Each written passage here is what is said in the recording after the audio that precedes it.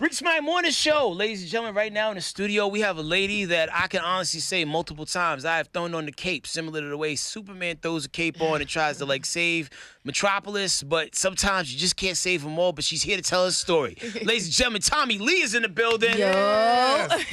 What up, y'all? Hey, Tommy. Rumors of your long-term incarceration were much exaggerated, I guess. Oh, yeah, it's totally exaggerated. Like, you know what I'm saying? The whole story was just, like, crazy, and it was kind of, like, heartbreaking for me or whatever, like, just watching it play out.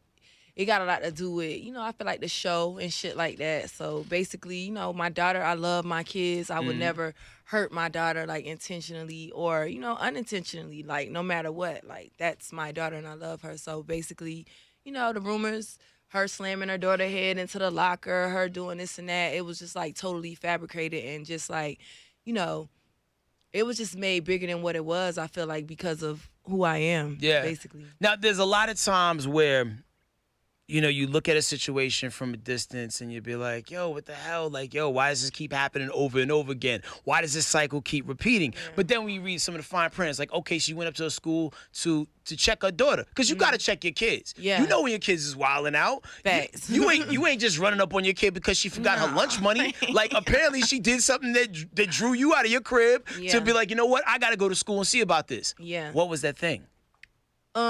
So she had a case going on about she took some edibles to school or whatever, and that was already going on. And on top of that, like, it was like the third call from her teacher saying that she was like being goofy and being disrespectful and stuff like that. So basically, the first two calls I wasn't in town. This time I was in town, and I was kind of like aggravated with the situation because I explained to her, like, you gotta be like on your best behavior. And I never had a problem out of her, like her whole history of school, but she just started, you know what I mean, getting, how they get once they get older and shit like that. So I had went up there, and basically when I went up there, my intentions was to make her apologize to the teacher and kind of like embarrass her in front of the class or whatever, but she wasn't even in class, so it was just like that kind of made me even madder, you know what I'm saying? And when I asked her to, like, take me to the teacher, because they switch classes and stuff like that, and she was just like, I don't know what the class is. So I'm like, girl, like, you know what I'm saying? Like, that really That would aggravate you. You in school and you don't know what a class said. You just got out of it. Games. This wasn't like first 6 weeks of school either. This is like deep into the school year. You knew where the class was at. So, you know what I'm saying? And she got a little X hoodie on. I'm like, oh, she tried me.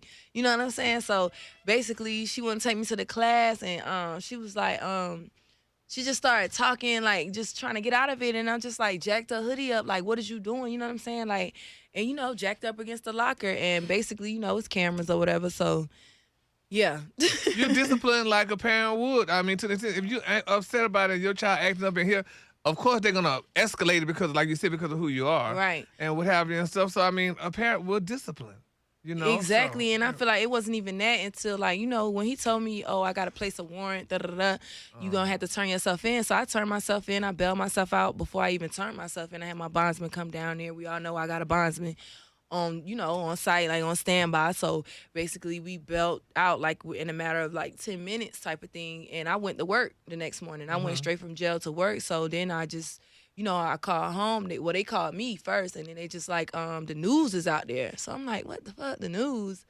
So the news had done came into my house like several times, like all the stations. It was 2, it was 11, I'm like, let me go home. I was at a function or whatever, so I'm like, let me go home and tell the news stop trying to question because they're kids, you know what I'm saying? So when I get home, I'm not even there for 20 minutes, and the police at the door. I'm like, God damn, like, you know what I'm saying? They back to arrest me saying, oh, you cooked your daughter breakfast this morning, and see, that's the one that shook me. Like, you her parent. Yeah. Who the hell is she supposed to talk to? Like, who's supposed to parent your kid if you can't talk to your kid? So basically what they said was they told me when I bonded out, like when you bond out, they give you your restrictions and stuff like that. And they was just like, oh, you cannot be around the victim. So, which was cool because she left before I turned myself in. Her dad came and got her. Okay. So I didn't see her at all before I left, before I went to work or whatever. It was kind of like I basically had no time. They sent the car for me, Love Hip Hop, and bong, I was off into the fucking woods in Rome doing a paintball scene. So I really didn't see her. But her seeing that I just went to jail the night before, I feel like she kind of lied to him to try to, like, get me out of the situation. You know what I'm saying? She like, well, if I say she wasn't there, is that going to send her to jail? You know how kids be thinking, but that really hurt me in the long run. You know what I'm saying? So even if I was, you know what I'm saying, she was at home, I would have broken down to her like, boom, you can't say nothing about you being here. Da-da-da. You already know how we talk to our kids, but she wasn't there. So she just went with her own story, and it kind of like fucked me up. So That's why I wear the cape, Tommie.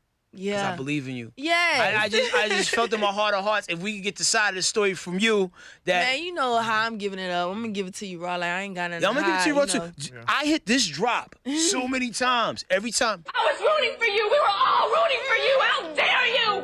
Learn something from this. I hit you with that no less than 6 times every time I heard you got arrested. Because I'm like, damn it, Tommie, like, yo,